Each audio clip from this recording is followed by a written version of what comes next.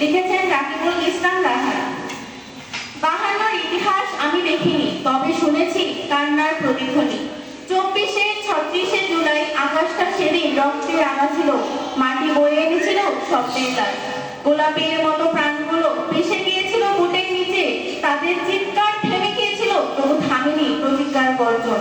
তারা পড়ে গিয়েছিল বুটের ঝড়ে, তাদের কণ্ঠ স্তব্ধ হয়েছিল মৃত্যুর স্পর্শে, তবু তাদের চোখে তখনও চলছিল এক অসমাপ্ত ভোরের ছবি।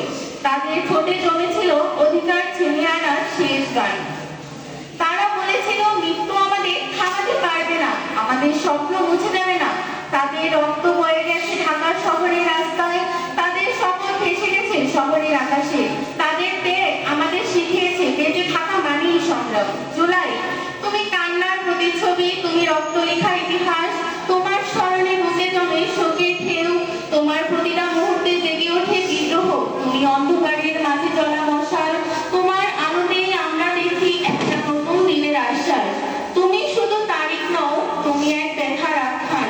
তোমার গল্প আজও বুকের আগুন জ্বালিয়ে দেয়, তোমার ত্যাগে রক্ত চিহ্নে লেখা হয়েছে এক নতুন ভোরের সূচনা। নমস্কার।